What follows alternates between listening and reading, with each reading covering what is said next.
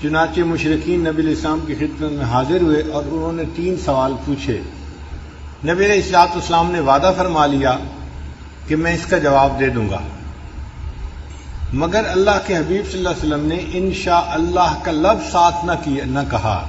دل میں گمان تھا کہ اللہ تعالیٰ مہربانی فرمائیں گے اور جبریل علیہ السلام اس کا جواب لے کر آئیں گے اور میں ان کو بتا دوں گا۔ اب انتظار کرتے کرتے 15 دن گزر گئے اور وحی نہیں اتری۔ مشرکین مکہ تو مذاق اڑانے میں لگے ہوئے تھے، اور اللہ کے پیارے حبیب صلی اللہ علیہ وسلم کے دل پہ جو بیت رہی تھی وہ نبی علیہ السلام ہی جانتے ہیں۔ 15 دن کے بعد پھر اللہ رب العزت نے سورہ کہف کو نازل فرمایا۔ جو ان کا سوال تھا روح کے بارے میں، اس کا جواب پہلی ایک صورت میں دے دیا گیا اور باقی 2 سوالوں کا جواب اس صورت میں دیا گیا۔ کہف کہتے ہیں بڑے غار کو۔ کئی ایسی جگہیں ہوتی ہیں کہ جن کے ارد گرد 4 دیواری ہوتی ہے یا اونچائی ہوتی ہے، جگہیں کھلی ہوتی ہیں مگر باہر کی دنیا سے وہ چھپی ہوئی ہوتی ہیں، تو بڑی جگہ ہوگی تو اس کو کہف کہیں گے، اور اگر چھوٹی جگہ ہوگی تو اس کو غار کہیں گے۔ غار تو ہم جانتے ہی ہیں، چھوٹی جگہ ہوتی ہے، چھپی ہوئی ہوتی ہے۔ کہف یہ آپ سمجھ لیں کہ بڑے غار کو کہف کہتے ہیں۔ چنانچہ اس صورت میں اللہ رب العزت نے کچھ ایسے نوجوانوں کا تذکرہ کیا جنہوں نے اپنا ایمان بچانے کے لیے اپنے گھر وطن کو چھوڑا اور ایک کہف کے اندر انہوں نے پناہ لی۔ مفسرین نے لکھا ہے کہ ایک بادشاہ تھا دقیانوس، بت پرست تھا، اور وہ زبردستی ہر ایک کو بت پرستی کے اوپر آمادہ کرتا تھا۔ جو نہیں کرتا تھا اس کو سزا دیتا تھا، قید کرتا تھا، سزا دلواتا تھا۔ کچھ نوجوان تھے جو موحد تھے، کلمہ پڑھنے والے تھے، اللہ پہ ایمان رکھنے والے تھے، ان کو بھی ڈرایا دھمکایا گیا کہ اگر تم قوم کے دین پر عمل نہیں کرو گے تو تمہیں سزا ملے گی۔ اب اپنی جان بچانے کے لیے وہ اپنے گھروں سے نکل کھڑے ہوئے۔ اپنے گھر بار کو چھوڑنا، وطن کو، عزیز اقارب کو چھوڑ کے دین کے لیے چلے جانا، یہ بڑی قربانی ہوتی ہے۔ تو ان نوجوانوں نے بڑی قربانی کی۔ اللہ کی شان دیکھیں کہ جب یہ چلے تو ایک کتا بھی ان کے پیچھے پیچھے چلتا رہا۔ یہ پہاڑوں میں ایک جگہ پہنچے جہاں پہ کہف تھے، بڑی جگہ تھی چھپنے کی۔ یہ وہاں گئے اور وہاں جا کر اللہ نے ان کو سلا دیا، نیند آ گئی، اور یہ وہاں پر سوئے رہے حتیٰ کہ 300 سال سے زیادہ تک وہاں سوئے رہے۔ اللہ تعالیٰ اپنی قدرت سے ان کی کروٹیں بدلتے رہے، اور کتا اس کہف کے دروازے کے اوپر بیٹھ کے پہرا دیتا رہا۔ 310 سال گزرنے کے بعد پھر ان کی آنکھ کھلی تو انہوں نے ایک دوسرے سے معلوم کیا کہ ہمیں سوئے ہوئے کتنی دیر گزر گئی۔ انہیں یوں لگ رہا تھا کہ ایک دن گزرا ہے یا دن کا کچھ حصہ گزرا ہے، لیکن یہ نہیں جانتے تھے کہ 300 سال گزر گئے ہیں۔ پھر انہوں نے کہا کہ اچھا بھوک لگی ہے تو ہم میں سے ایک بندہ چلا جائے اور شہر سے جا کے کھانا لے کے آئے۔ زیادہ لوگ جائیں گے تو لوگوں کو ہمارا پتہ چل جائے گا کہ یہ کون لوگ ہیں، اور پھر ہمارے لیے ایمان کو حفاظت مشکل ہو جائے گی۔ تو ایک بندے کو بھیجیں، ایک بندے کا چھپ کے جانا، کوئی چیز لے کے آنا آسان ہوتا ہے۔ مگر جاتے ہوئے انہوں نے اس کو نصیحت بھی کی کہ دیکھو آپ جا رہے ہو، کوئی جھگڑے والی بات نہ کرنا، جس سے بات کرنی ہو نرمی سے بات کرنا، وَلْيَتَلَطَّفْ، نرمی کے انداز سے بات کرنا۔ یہ وَلْيَتَلَطَّفْ قرآن مجید کا درمیانی لفظ ہے، سب سے درمیانی لفظ ہے۔ یعنی اگر کوئی بندہ قرآن مجید کے درمیانی مقصد کو معلوم کرنا چاہے تو وہ یہ ہے کہ انسان کو چاہیے کہ وہ نرم خوئی اختیار کرے۔ یہ جو سخت گیر لوگ ہوتے ہیں نا، سخت مزاج والے، شریعت کی نظر میں اچھے لوگ نہیں ہوتے۔ اچھے لوگ وہ ہوتے ہیں جن کو اللہ نرم خوئی عطا فرماتے ہیں، دل کے نرم ہوتے ہیں، طبیعت کے نرم ہوتے ہیں، یہ اللہ کو پسندیدہ ہوتے ہیں۔ اور پھر انہوں نے یہ کہا کہ بھئی جانا تو حلال کھانا لے کے آنا، اس بات کو دیکھنا کہ ایھا ازکا طعاما، کون سا کھانا زیادہ پاکیزہ ہے۔ اس لیے کہ ولایت میں 2 چیزیں بڑی اہم ہوتی ہیں، ایک رزق حلال اور دوسرا صدق مقال۔ بات کرے تو انسان سچی بات کرے، اور کھانا کھائے تو پاکیزہ کھانا کھائے۔ جتنا پاکیزہ کھانا ہوگا اتنا دل جلدی منور ہوگا، اور جو بندہ کھانے کی احتیاط نہ کرے وہ اپنی کی ہوئی محنت کو ضائع کر بیٹھتا ہے۔ ہمارے سلسلہ عالیہ نقشبندیہ کے بزرگ تھے حضرت خواجہ غلام علی دہلوی رحمۃ اللہ علیہ، وہ فرماتے ہیں کہ ایک مرتبہ میں نے کسی جگہ پر کھانا کھا لیا، اور وہ کھانا مشتبہ تھا، حرام نہیں تھا، شبہ تھا اس میں، اور اس کی وجہ سے میری ساری کیفیات زائل ہو گئی۔ میں نے آ کے اپنے شیخ حضرت مرزا مظہر جان جانا رحمت اللہ علیہ کو بتایا کہ حضرت میں نے تو ایک جگہ لقمہ کھا لیا اور میری کیفیت چلی گئی. حضرت نے فرمایا کہ آپ استغفار کرو اور روزانہ میرے پاس آؤ تاکہ میں تمہارے اوپر توجہ ڈالوں. فرماتے ہیں 40 دن مرزا مظہر جان جانا رحمت اللہ علیہ نے جب توجہ ڈالی تب جا کر میری کیفیتیں واپس آئیں. ایک مشتبہ لقمہ کھانے سے کیفیتیں چلی گئیں اور 40 دن شیخ کی توجہ کے بعد پھر واپس لوٹی. تو اس لیے کھانے پینے میں احتیاط بڑی ضروری ہوتی ہے. اس لیے کھانے کے فرائض میں سے یہ فرض ہے کہ کھانے والا دیکھے کہ یہ حلال ہے یا نہیں. اور حلال اور حرام دیکھنا تو نسبتاً آسان ہوتا ہے، جو مشتبہ ہوتا ہے وہ اور زیادہ مشکل ہے. ہمارے حضرت مرشد عالم رحمت اللہ علیہ کے بڑے صاحبزادے حضرت مولانا عبد الرحمن قاسمی رحمت اللہ علیہ واقعہ سنانے لگے کہ ایک مرتبہ حضرت مرشد عالم رحمت اللہ علیہ بیرون ملک کے سفر پر گئے ہوئے تھے اور حضرت خواجہ عبد المالک صدیقی رحمت اللہ علیہ وہ اسلام آباد تشریف لائے ہوئے تھے اور واپسی پہ وہ چکوال تشریف لے آئے. تو کہنے لگے کہ میں اب گھر میں تھا تو مجھے ہی سارا انتظام کرنا تھا. میں نے حضرت کو بٹھایا اور اماں جی کو بتایا کہ امی حضرت تشریف لائے ہیں، آپ کھانا بنا دیجئے. اور جب کھانے کا وقت آیا تو میں نے کھانا لے کے دسترخوان کے اوپر لگایا اور حضرت صدیقی رحمت اللہ علیہ سے عرض کیا کہ حضرت آپ کھانا کھائیے. حضرت دسترخوان پہ تو بیٹھے رہے لیکن کھانا نہیں کھایا. جب میں نے دوسری تیسری دفعہ کہا کہ حضرت کھانا کھائیں تو حضرت نے میری طرف دیکھ کر مجھ سے کہا کہ تمہارے گھر میں یہ سور کیسے داخل ہوا، تمہارے گھر میں یہ سور کیسے داخل ہوا. کہنے لگے میرے تو چکے چھوٹ گئے، پسینہ آ گیا کہ حضرت کیا فرما رہے ہیں کہ تمہارے گھر میں یہ سور کیسے داخل ہوا. میں گھر آیا اور میں نے اماں جی سے کہا کہ اماں جی حضرت کھانا نہیں کھا رہے اور فرما رہے ہیں کہ تمہارے گھر میں یہ سور کیسے داخل ہوا. کہنے لگے کہ اماں جی نے سر پکڑ لیا اور کہنے لگی اوہو مجھ سے بڑی غلطی ہوئی، میں ہمیشہ حضرت کا کھانا اپنے گھر سے بنایا کرتی تھی. یہ میری جو پڑوسن عورت ہے یہ مدتوں سے مجھے کہہ رہی تھی کہ تمہارے شیخ جب آئیں گے تو ان کا کھانا ایک وقت کا میں بناؤں گی. تو پڑوس کا لحاظ کرتے ہوئے میں نے اسے کہہ دیا تھا کہ حضرت آئے ہیں کھانا آپ بنا دو. یہ کھانا ہمارے گھر کا نہیں پکا ہوا، یہ پڑوسی کے گھر کا پکا ہوا ہے. صاحبزادہ صاحب کہنے لگے کہ میں نے سوچا کہ وہ تو اسکول ماسٹر تھے تو ان کا حرام کا مال کیسے ہو گیا، وہ تو ڈیوٹی دیتے ہیں اور تنخواہ کا پیسہ لیتے ہیں، حرام کا پیسہ تو نہیں. کہنے لگے جب تحقیق کی تو پتہ چلا کہ وہ اپنی تنخواہ بینک میں رکھتے تھے اور بینک میں رکھنے کی وجہ سے اس میں سود کے کچھ پیسے شامل ہو جاتے تھے. وہ جو حلال مال کے اندر سود کے تھوڑے سے پیسے شامل ہو جاتے تھے اس کی وجہ سے پورا مال جو ہے حرام بن گیا تھا. اور حضرت صدیقی رحمۃ اللہ نے کشف کی نظر سے پہچان لیا اور فرمایا کہ بتاؤ تمہارے گھر کے اندر یہ سور کیسے داخل ہوا. پھر اماں جی نے اپنے گھر سے آٹا لیا اور کھانا بنایا اور حضرت صدیقی رحمۃ اللہ نے پھر کھانا نوش فرمایا.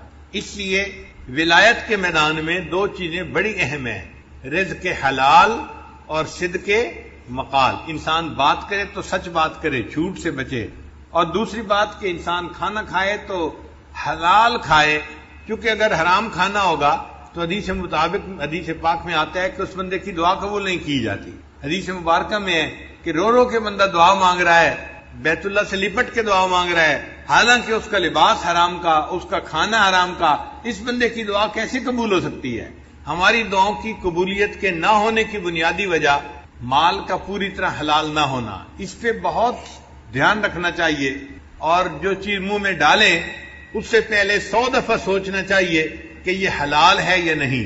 ہمارے اسلاف تو کھانا کھانے سے پہلے 7 جگہوں تک دیکھتے تھے کہ اس چیز کی بے ٹھیک ہوئی ہے یا نہیں ہوئی. احوال الصادقین میں علامہ عبد الوہاب شیرانی رحمۃ اللہ فرماتے ہیں کہ وہ 7 ہاتھ تک دیکھتے تھے کہ اس چیز کی بے ٹھیک ہوئی ہے یا نہیں ہوئی. یعنی ہم نے کسی چیز بندے سے خریدی، اس بندے کے پاس ٹھیک چیز آئی یا نہیں آئی، پھر اس نے آگے جو خریدی تو وہ ٹھیک خریدی یا نہیں خریدی، پھر اس نے آگے جو خریدی، تو 7 ہاتھ تک دیکھتے تھے. ہم تو ایک ہاتھ بھی نہیں دیکھتے. بازار سے چیز لاتے ہیں، ہمیں کیا پتا لانے والا کیسے لے کے آیا ہے، ہم تو اس سے لے لیتے ہیں. ایک ہاتھ بھی نہیں دیکھتے آج کے دور میں. اور ہمارے اکابر 7 ہاتھ تک بے کو دیکھا کرتے تھے. حضرت مرزا مظہر جان جانا رحمۃ اللہ کے پاس ایک بندہ انگور لے کے آیا. حضرت انگور کھا لیجئے، تو حضرت نے انکار فرمایا. اس نے پھر کہا حضرت انگور کھا لیجئے، حضرت نے خاموشی اختیار کی. اس نے پھر تیسری مرتبہ کہا حضرت انگور کھا لیجئے، میں آپ کے لیے لایا ہوں. تو حضرت نے فرمایا یہ انگور میں کیسے کھاؤں، مجھے اس میں سے مردوں کی بو آ رہی ہے، میں انگور کیسے کھاؤں، مجھے اس میں سے مردوں کی بو آ رہی ہے۔ وہ بندہ بڑا حیران ہوا کہ مردوں کی بو اس میں سے کیسے آئی، میں تو حلال مال سے یہ انگور لے کے آیا ہوں۔ چنانچہ وہ اس دکاندار کے پاس گیا جس سے اس نے انگور خریدے تھے، اور اس کو کہا کہ بھئی میں آپ سے انگور خرید کے گیا تھا، ایک اللہ والے کو پیش کیے، انہوں نے کہا میں کیسے کھا سکتا ہوں، اس میں تو مردوں کی بو آتی ہے۔ اس نے کہا کہ بھئی ایک بندہ میرے پاس آیا تھا اور میں نے اس سے خرید لیے تھے، اور وہ مجھے کہہ کے گیا کہ اور بھی میرے پاس انگور لگے ہوئے ہیں، میں آئندہ بھی آپ کو لا کے بیچا کروں گا، تو جب وہ آئے گا تو میں اس سے پوچھوں گا۔ چنانچہ اگلے دن جب وہ انگور بیچنے والا آیا تو دکاندار نے اس سے پوچھا کہ تم یہ انگور لائے کہاں سے؟ اس بندے نے بتایا کہ قبرستان کی ایک جگہ تھی جس کو اس نے اپنی زمین کے طور پہ بنا لیا تھا، یعنی قبروں کے نشان مٹ گئے اور اس نے اپنی زمین ذاتی بنا لیا، اس پہ اس نے انگور کی بیلیں لگائی تھیں اور وہاں پہ یہ انگور اگے ہوئے تھے، اور اس جگہ کے انگوروں کو دیکھ کے مرزا مظہر جان رحمۃ اللہ نے پہچان لیا کہ اس میں سے مردوں کی بو آ رہی ہے، چونکہ وہ قبرستان کے اندر لگائے گئے تھے۔ تو ہمارے اکابر 7 ہاتھ تک مال کو دیکھا کرتے تھے، اور آج کے سالکین 1 ہاتھ بھی نہیں دیکھتے۔ ہم یہ کہتے ہیں کہ چلو بھائی زیادہ اور تحقیق نہیں کر سکتے نہ کرو، لیکن اتنا تو کہو کہ جہاں سے لے رہے ہیں کم از کم وہ دینے والا بھی تو ٹھیک بندہ ہونا۔ اب حلال مال سے حرام ریسٹورنٹ سے چیز خرید لینا، یہ جو غیر ملکی چیزیں ملتی ہیں، میکڈونلڈ ہے، فلاں ہے، کیا ریسیپی ہے اللہ جانے، ہمیں نہیں پتا اس کے بارے میں، ہم ان کے حلال کی تصدیق نہیں کر سکتے، ہم ان کے حلال ہونے کے بارے میں کچھ نہیں کہہ سکتے۔ اس کا ایک ہی طریقہ ہے کہ انسان ایسی جگہوں سے کھانا یا کھانے پینے کی چیزیں کھانا بند کر دے۔ اگر نہیں بند کرے گا اپنے مہینوں کی محنت کو منٹوں سیکنڈوں کے اندر ضائع کر بیٹھے گا۔ ایک لقمہ اندر گیا اور دل کی ساری روحانیت باہر نکل گئی۔ اس لیے رزق حلال ولایت کے راستے میں بہت اہمیت رکھتا ہے۔ وہ آدمی جس کے ذمے کھانا لانا لگایا گیا، وہ شہر میں گیا تو ایک جگہ اس کو کھانے کی دکان ملی، اس نے کھانا خریدا۔ اب جب پیسے دینے کا وقت آیا تو اس وقت سکے ہوتے تھے، چاندی کے سکے، اس کے پاس جو اپنے وقت کے سکے تھے اس نے نکال کے دیے، تو دکاندار حیران ہو گیا کہ یہ کرنسی تو نہیں ہے یہاں کی، وہ کرنسی تو 300 سال پہلے کی تھی، اور یہ بندہ اب اس کو دے رہا تھا۔ اچھا، دینے والے کو بھی پتہ نہیں تھا کہ 300 سال کا عرصہ گزر چکا ہے، وہ سمجھا تھا ہم کل ہی تو گھر سے آئے ہیں اور یہ نقدی تو چلتی ہے، اس کو میں دے رہا ہوں۔ اس نے پوچھا بھائی تمہیں یہ ملی کہاں سے، کوئی خزانہ ملا ہے؟ اس نے کہا نہیں۔ اس نے کہا پھر کیسے ملی؟ اب اس کو بتانا پڑ گیا کہ جی ہم تو گھر سے نکلے تھے اور ایک جگہ پہنچے، وہاں تھوڑی دیر سوئے، کھانا لینے آیا اور میں آپ کے پاس یہ پیسے لے کے آیا ہوں، آپ کہتے ہیں یہ تو بڑے پرانے ہیں۔ اس دکاندار نے لوگوں کو بتایا تو لوگ جو تھے وہ سارے اس کے ساتھ گئے اور انہوں نے جا کے اس جگہ کو دیکھا، تو اس طرح اصحاب کہف کا پتہ چل گیا۔ اللہ کی شان کے جو کھانا لے کے گیا، یہ جب واپس گیا تو یہ گیا، اس کو بھی پھر نیند آ گئی، یہ بھی وہاں جا کے سو گیا۔ اللہ تعالیٰ اپنی قدرت دکھانا چاہتے تھے کہ لوگوں تم سمجھتے ہو کہ قیامت کے دن کوئی ہمیں زندہ نہیں کر سکے گا، میں دنیا میں دکھا دیتا ہوں کہ میں جس کو چاہوں 300 سال سلا دوں، اور ان 300 سالوں میں اس کا جسم خراب بھی نہ ہو، اور پھر میں اگر اس کو جگانا چاہوں تو میں اس کو جگا کے بھی دکھا دیتا ہوں۔ تو سلانا اور جگانا یہ میرے اختیار میں ہے، موت دینا اور پھر قیامت کے دن اس کو کھڑا کرنا یہ میرے اختیار میں ہے۔ اللہ کی شان دیکھیں کہ جب یہ لوگ اٹھے تھے اس وقت جو بادشاہ تھا وہ ایمان والا تھا، وہ اللہ کو ماننے والا تھا۔ ان لوگوں کو پتہ نہیں تھا کہ وہ اللہ کو ماننے والا ہے اور وہ بھی نیک آدمی ہے، اور پوری قوم جو تھی اس وقت ایمان والی بن چکی تھی۔ جب مرے تھے تو قوم کافر تھی، جب 300 سال کے بعد جاگے تو اللہ نے حالات بدل دیے تھے، پوری قوم مسلمان مومن بن چکی تھی۔ پھر ان لوگوں نے مشورہ کیا ہم ان کے لیے کوئی نشانی بنائیں، تو انہوں نے ان کے کہف کے دروازے کے اوپر ایک مسجد بنا دی نشانی کے طور پر۔ تو یہ واقعہ قرآن مجید میں اللہ رب العزت نے اتار دیا تاکہ مشرکین کو ان کا جواب مل جائے۔ عجیب بات یہ کہ مشرکین کو جواب بھی مل گیا، نہ مشرکین ایمان لائے نہ یہودی ایمان لائے، ایمان کوئی نہیں لایا، اس لیے کہ سوال جو پوچھنے والے ہوتے ہیں وہ ایمان سے محروم ہوتے ہیں، ان کو کوئی کچھ نہیں ملتا۔ تو قرآن مجید میں اس واقعے کی تفصیل جو ہے وہ موجود ہے، تاہم اس سورت کی احادیث کے اندر بڑی فضیلت آئی ہے، ذرا آپ اس فضیلت کو بھی سن لیجئے تاکہ پتہ چل جائے کہ سورہ کہف کے کیا فضائل ہیں۔ بعض صورتوں کے خاص خاص فضائل احادیث میں وارد ہوئے ہیں، جیسے سورہ فاتحہ، سورہ بقرہ، سورہ آل عمران، سورہ کہف، سورہ ملک، سورہ کافرون، الاخلاص اور معوذتین۔ حضرت برار رضی اللہ عنہ روایت کرتے ہیں، ایک صحابی تھے جو اپنے گھر میں سورہ کہف کی تلاوت اونچی کر رہے تھے۔ ان کے گھر کا صحن چھوٹا تھا، گھوڑا بھی بندھا ہوا تھا اور چارپائی کے اوپر ان کا بیٹا بھی لیٹا ہوا تھا، سویا ہوا تھا۔ اب ان کا دل چاہتا تھا کہ وہ اونچی تلاوت کریں، جہر سے تلاوت کریں۔ جب وہ جہر سے تلاوت کرتے تو گھوڑا بدکتا تھا اور ان کو ڈر ہوتا یہ گھوڑا کہیں میرے بیٹے کو لات نہ مار دے، تو وہ آہستہ پڑھتے تو گھوڑا بھی پرسکون ہو جاتا۔ پھر طبیعت میں جوش آتا، شوق اٹھتا، پھر دل چاہتا کہ اونچا پڑھیں، پھر گھوڑا بدکنے لگ جاتا۔ یہی ساری رات ہوتا رہا۔ جب صبح کا وقت ہوا، انہوں نے دعا کے لیے ہاتھ اٹھائے تو انہوں نے دیکھا کہ کچھ بادل سے ہیں جن کے اندر روشنیاں ہیں، اور یہ روشنیاں ان کے سر سے دور آسمان کی طرف جا رہی ہیں۔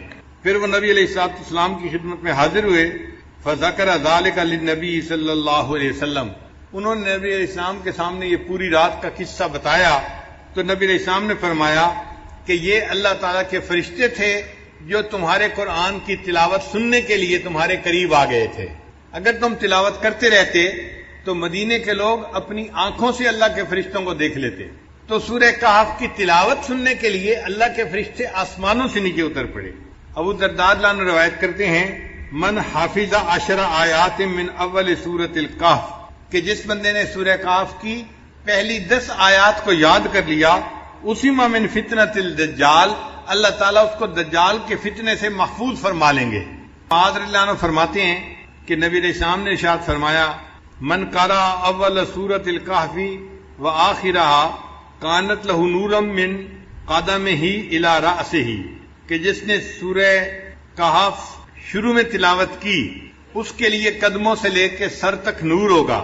ومن قرأہا کلہا، اور جس نے پوری سورہ کہف کی تلاوت کی، کانت لہ نورا ما بین السماء الی الارض، تو اس کے لیے اللہ تعالیٰ زمین سے لے کے آسمان تک نور پیدا فرما دیں گے۔ صدیقہ لانا فرماتی ہیں، من قرأ من سورۃ الکہف 10 آیات، جس نے سورہ کہف میں سے 10 آیات پڑھی، عند منامہ، سونے سے پہلے، اسم من فتنۃ الدجال، اللہ تعالیٰ اس کو دجال کے فتنے سے محفوظ فرمائیں گے۔ ابن عباس لانا فرماتے ہیں کہ نبی علیہ السلام نے ارشاد فرمایا، سورۃ الکہف تدعی فی التوراۃ حائل، کہ سورہ کہف کا نام تورات کے اندر حائل تھا۔ حائلہ، حائلہ کیا مطلب؟ حائل ہونے والی، یعنی یہ بندے اور قبر کے عذاب کے درمیان حائل ہونے والی صورت ہے، بندے اور شیطان کے درمیان حائل ہونے والی صورت ہے۔ عبداللہ رضی اللہ عنہ فرماتے ہیں، قال رسول اللہ صلی اللہ علیہ وسلم، کہ نبی علیہ الصلوۃ والسلام نے ارشاد فرمایا، البیت الذی تقرأ فیہ سورۃ الکہف، وہ گھر جس کے اندر سورہ کہف کی تلاوت کی جاتی ہے، لا يدخلہ شیطان تلک اللیلہ، اس رات شیطان اس گھر کے اندر داخل نہیں ہو سکتا۔ یعنی جو بندہ رات کو سورہ کہف تلاوت کر لے گا، اس گھر کے اندر شیطان رات کو داخل نہیں ہو سکتا۔ آپ اندازہ لگائیے اس سورت کی کتنی عظمت ہے کہ جس گھر میں رات کو پڑھی جائے شیطان رات کو داخل نہیں ہو سکتا، تو بھئی اگر دن میں پڑھی جائے گی تو دن میں بھی داخل نہیں ہو سکے گا، اور جس گھر کے لوگ پڑھیں گے وہ فتنہ دجال سے محفوظ رہیں گے۔ اس سورت کو یاد کرنا اور اس کی کثرت سے تلاوت کرنا یہ بہت فائدے کی بات ہے، اسی لیے جمعہ کے دن اس سورت کا پڑھنا اور بھی زیادہ ثواب کا باعث ہے۔ نبی علیہ السلام نے ارشاد فرمایا کہ سورہ کہف کو جمعہ کے دن تلاوت کیا کرو، تو ہم سورہ کہف کی بھی تلاوت کریں جمعہ کے دن، اور اس کو یاد کر کے پڑھنے کی کوشش کریں تاکہ اللہ تعالیٰ ہمیں شیطان سے بھی بچائے، اور جو دجال ہے اللہ تعالیٰ اس کے فتنے سے بھی ہمیں محفوظ فرمائے۔ سورہ کہف سے پہلے ایک سورت ہے سورہ اسراء، اس کا نام ہے۔ اللہ رب العزت نے اس کو سبحان کے لفظ سے شروع فرمایا ہے، سبحان الذی اسریٰ بعبدہ لیلا من المسجد الحرام الی المسجد الاقصی، تو سبحان کے لفظ سے وہ سورت شروع ہوئی ہے، اور یہ سورت اسراء یہ سورت کہف اس کے بعد آئی، اس کو اللہ نے الحمد کے لفظ سے شروع فرمایا ہے۔ چنانچہ سبحان اور الحمد کا ایک جوڑ ہے۔ بخاری شریف کی آخری روایت ہے، کلمتان حبیبتان الی الرحمن ثقیلتان فی المیزان خفیفتان علی اللسان سبحان اللہ و بحمدہ سبحان اللہ العظیم۔ تو دیکھیں پہلے تسبیح آئی اور پھر تحمید آئی، اور اللہ تعالیٰ نے یہاں بھی وہی ترتیب رکھی۔ قرآن مجید کی کچھ صورتیں ہیں جن کو اللہ نے الحمد سے شروع فرمایا، جیسے سورہ فاتحہ ہے، سورہ فاطر ہے، یا یہ سورہ کہف ہے۔ الحمد سے کیوں شروع فرمایا؟ اصل مقصد یہ تھا کہ یہ اللہ تعالیٰ کی تعریف ہی ہے کہ اللہ رب العزت نے کمال رحمت سے اور مہربانی سے اپنے بندوں کو اس کلام سے نوازا۔ یہ اللہ کی رحمت ہے اور اللہ کی مہربانی ہے۔ اور مفسرین نے لکھا ہے کہ اللہ تعالیٰ نے الحمد سے اس لیے سورت کو شروع فرمایا کہ اللہ جانتے تھے کہ بندے میرے حمد کا حق ادا کر ہی نہیں سکتے، اس لیے مجھے اپنی حمد خود بیان فرمانی ہے۔ اللہ نے اپنی حمد خود بیان فرمائی۔ امام ربانی حضرت مجدد ثانی رحمۃ اللہ نے لکھا ہے کہ اگر بندہ اللہ کی حمد بیان کرنے کے لیے ایڑی چوٹی کا زور لگا دے تو بھی وہ اللہ کی حمد کو بیان نہیں کر سکتا، چونکہ اللہ تعالیٰ اتنے عظیم ہے کہ انسان اس کی عظمت کے مطابق اس کی تعریف کر ہی نہیں سکتا۔ ہم اللہ کی کیا تعریف کریں گے؟ انبیاء کے سردار، انبیاء کے امام حضرت محمد مصطفیٰ احمد مجتبیٰ حضرت محمد مصطفیٰ صلی اللہ علیہ وسلم، انہوں نے فرما دیا اللہم لا احصی ثناء علیک، اے اللہ میں آپ کی تعریفوں کا احاطہ نہیں کر سکتا، انت کما اثنیت علی نفسک، آپ ایسے ہیں جیسے آپ نے اپنی تعریفیں خود بیان فرمائی ہیں۔ تو اللہ کی تعریف اللہ خود ہی بیان فرما سکتا ہے، مخلوق میں سے کوئی تعریف کر ہی نہیں سکتا، اللہ اتنے بڑے ہیں۔ اس کی مثال یوں سمجھیں، ایک عام آدمی، اس کو کوئی کہنے لگ جائے کہ جی آپ ذرا ایک سپر کمپیوٹر کی تعریف کریں، تو ایک عام آدمی یا ایک بچہ جو پرائمری اسکول کا پڑھنے والا ہے وہ سپر کمپیوٹر کی کیا تعریف کرے گا؟ وہ تو جانتا ہی ہے اس کے بارے میں۔ اسی طرح ہم بندے ہیں، ہم اللہ کی عظمت کی حقیقت کو جانتے ہی نہیں، اس لیے ہم اس کی تعریف کر ہی نہیں سکتے۔ جتنی تعریفیں کریں گے یہ تعریفیں نیچے رہ جائیں گی۔ اللہ کی شان اس سے بھی بڑی ہے، اس سے بھی بڑی ہے، اس سے بھی بڑی ہے۔ اللہ تعالیٰ بہت بڑے ہیں۔ اس لیے نبی علیہ السلام نے ارشاد فرمایا کہ اے اللہ ما عبدنا کا حق کا عبادتک، ہم نے آپ کی عبادت ایسے نہیں کی جیسی عبادت کرنے کا حق تھا، ہم عبادت کا حق ادا کر ہی نہیں سکتے۔ امام ربانی مجدد ثانی رحمۃ اللہ فرماتے ہیں کہ کوئی بندہ کتنے خلوص سے عبادت کیوں نہ کرے، کتنی یکسوئی کے ساتھ، کتنی توجہ کے ساتھ، کتنی وہ یکسوئی کے ساتھ عبادت کرے، وہ اللہ کی عبادت کا حق ادا کر ہی نہیں سکتا۔ اس کی عبادت نیچے رہ جاتی ہے، اللہ کی شان اس سے بھی اونچی ہے، اس سے بھی اونچی ہے، اس سے بھی اونچی ہے۔ اب یہاں پہ ایک سوال پیدا ہوتا ہے کہ جب ہم اللہ تعالیٰ کی حمد بیان کر ہی نہیں سکتے، جیسے اللہ تعالیٰ اونچے ہیں، حمد کے لائق ہیں، پھر ثواب کیوں ملتا ہے؟ پھر ثواب کیوں ملتا ہے بندے کو؟ تو علماء نے اس کا جواب دیا۔ علماء جواب دیتے ہیں کہ اگر باپ اپنے بیٹے کو اسکول داخل کروائے نا، اور شام کو بچہ گھر واپس آئے اور آ کے کہ ابو میں نے لکھنا سیکھا ہے، باپ کہتا ہے بیٹا دکھاؤ تختی، تو بیٹا تختی دکھاتا ہے، اس نے ٹیڑھی سیڑھی لائنیں لگائی ہوتی ہیں، کچھ سمجھ میں نہیں آ رہا ہوتا، لیکن باپ اس کو انکریج کرنے کے لیے، اس کا دل رکھنے کے لیے اس کو آئس کریم انعام لے کے دے دیتا ہے۔ یہ جو آئس کریم کا انعام ہے یہ خوش خطی کا انعام نہیں ہے، یہ اس کا دل رکھنے کے لیے، اس پر شفقت کا اظہار ہے۔ اسی طرح اللہ جو ہماری عبادتیں قبول کرتے ہیں وہ ہماری عبادتوں کی کوئی اچھائی نہیں ہوتی، بلکہ اللہ ان اللہ بالناس لرؤوف الرحیم، اپنے بندوں پر رؤوف اور رحیم ہے، اس کی رافت اور رحمت کا یہ تقاضا ہے، اللہ اپنے بندوں کی ٹوٹی پھوٹی عبادت پر بھی ان کو اجر عطا فرما دیتا ہے۔ اس لیے اللہ تعالیٰ نے اس سورت کو الحمد کے لفظ سے شروع فرمایا، الحمدللہ الذی انزل علی عبدہ الکتاب ولم یجعل لہ عوجا، سب تعریف اللہ ہی کے لیے ہے جس نے اپنے بندے پر کتاب نازل فرمائی اور اس کتاب میں ذرا بھی کجی نہیں رکھی۔ یعنی یہ کتاب ایسی ہے کہ اس میں کوئی کمی نہیں، کوئی کجی نہیں ہے، نہ کوئی آپس میں ایک دوسرے کے ساتھ فرق ہے، نہ کوئی کمزوری ہے، کسی قسم کی کوئی کمزوری ہے ہی نہیں۔ یہ ایسی کتاب ہے کہ جو بالکل ہر قسم کے سقم سے پاک اور بالاتر کتاب ہے، اللہ کا کلام ہے، قیمہ، استقامت دینے والی کتاب ہے۔ لِيُنذِرَ بَأْسًا شَدِيدًا مِّن لَّدُنْهُ وَيُبَشِّرَ الْمُؤْمِنِينَ الَّذِينَ يَعْمَلُونَ الصَّالِحَاتِ أَنَّ لَهُمْ أَجْرًا حَسَنًا، تاکہ وہ اللہ کی طرف سے سخت عذاب سے ڈرائے یعنی جو لوگ ایمان نہیں لاتے اور نیک اعمال نہیں کرتے، قرآن ان کو ڈراتا ہے آخرت کے عذاب سے۔ اس میں ترغیب بھی ہے، ترہیب بھی ہے۔ نیک لوگوں کو جنت کی بشارت دی جاتی ہے، اور جو بات کو نہیں مانتے ان کو جہنم کی عذاب کے بارے میں بتایا جاتا ہے، تاکہ ڈرائے ان لوگوں کو سخت عذاب سے، اور مومنین کو بشارت دے جو نیک عمل کرتے ہیں کہ ان کے لیے اچھا اجر ہے۔ اچھا اجر کون سا ہے؟ مومنین کے لیے جنت اللہ نے بہترین اجر بنایا ہے۔ ماکثین فیہ ابدا، وہ اس میں ہمیشہ رہیں گے، جنت میں ہمیشہ ہمیشہ رہیں گے۔ وَيُنذِرَ الَّذِينَ قَالُوا اتَّخَذَ اللَّهُ وَلَدًا، اور یہ قرآن ڈرائے ان لوگوں کو جنہوں نے کہا کہ اللہ تعالیٰ اولاد رکھتا ہے۔ بعض ایسے بھی لوگ گزرے ہیں جو کہتے تھے کہ اللہ تعالیٰ کی اولاد ہے۔ چنانچہ جو مشرکین تھے وہ کہتے تھے کہ جو ملائکہ ہیں وہ اللہ کی بیٹیاں ہیں، ملائکہ کو، فرشتوں کو اللہ کی بیٹیاں کہتے تھے، اور یہود جو تھے وہ عزیر علیہ السلام کو اللہ کا بیٹا کہتے تھے، اور جو عیسائی تھے وہ حضرت عیسیٰ علیہ السلام کو اللہ کا بیٹا کہتے تھے۔ یعنی یہ تینوں قسم کے لوگ اللہ کی اولاد مانتے تھے۔ ایک مسلمان ہے جو یقین رکھتے ہیں کہ اے اللہ آپ اولاد سے پاک ہیں، قل هو اللہ احد اللہ الصمد لم یلد ولم یولد ولم یکن لہ کفوا احد، اور اسی لیے اللہ تعالیٰ کو ایمان والوں سے محبت ہے کہ یہ میری عظمت کو جانتے ہیں اور میرے اوپر صحیح ایمان لانے والے بندے ہیں۔